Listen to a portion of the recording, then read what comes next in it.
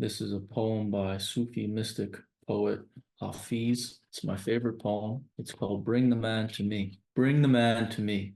A perfect one was traveling through the desert. He was stretched out around the fire one night and said to one of his close ones, "There is a slave loose not far from us. He escaped today from a cruel master. His hands are still bound behind his back. His feet are also shackled. I can see him right now praying for God's help. Go to him. Ride to that distant hill. About 100 feet up and to the right, you will find a small cave. He is there. Do not say a single word to him. Bring the man to me. God requests that I personally untie his body and press my lips to his wounds." The disciple mounts his horse and within 2 hours arrives at the small mountain cave. The slave sees him coming. The slave looks frightened. The disciple, on orders not to speak, gestures toward the sky, pantomiming. "God saw you in prayer. Please come with me." A great teacher has used his heart's divine eye to know your whereabouts. The slave cannot believe this story and begins to shout at the man and tries to run, but trips from his bindings.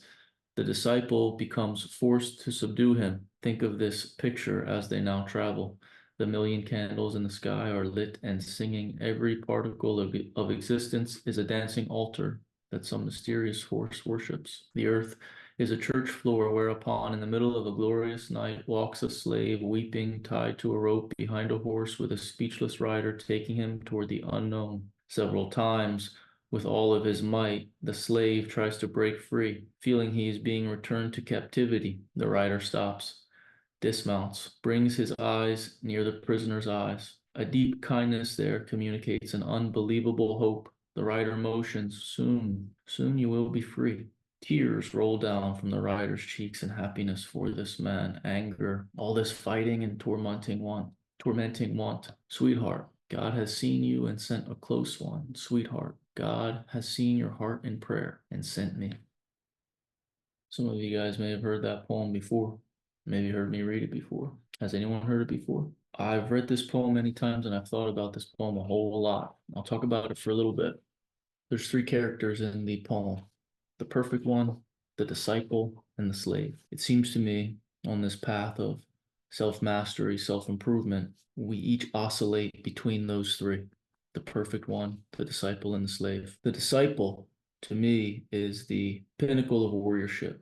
It's the real embodiment of the savage and the saint because he is trusted by the perfect one to go get the slave and bring the slave to the perfect one. Now, the disciple has to be very good at two things to make that mission happen. One, subdue the slave. There's a point in the poem where the slave tries to run and the disciple won't have it. There's a point in the poem where the slave doesn't want to come out of the cave and the disciple drags his ass out of the cave. So there's going to be moments on our path from slave to perfect one, which we'll never actually get to, by the way. It's a never-ending journey. We'll never be perfect. There's going to be moments where we have to contact that savage aspect and not allow the weaker parts of ourselves to remain in the cave. Growth, expansion, stepping into your greatness is scary. If it's not scary, it's not big enough. And sometimes you're going to need to kick your own ass and not accept your own excuses. That's part of it. But there's another part. And in the poem, there's a part where the slave just wants to give up. The rider gets off the horse, looks the slave in the eye, sees his pain, bears witness to his struggle, offers his presence. "I see you, I see your pain," communicates through his eyes, and gives the slave the positive encouragement, the kindness, the love for him to keep going. So this path of becoming the greatest version of yourself requires an agility between dragging yourself unwillingly out of the cave and getting off the horse and bearing witness